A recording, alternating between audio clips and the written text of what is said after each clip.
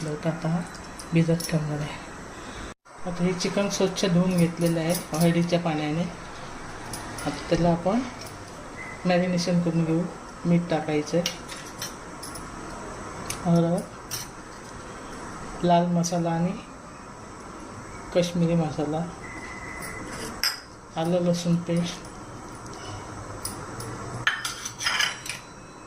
गरम मसाला, जिरा आणि धणे पावडर आणि आपलं दही घालून त्याला मॅरिनेशन करून ठेवायचं आपल्याला 1 तास.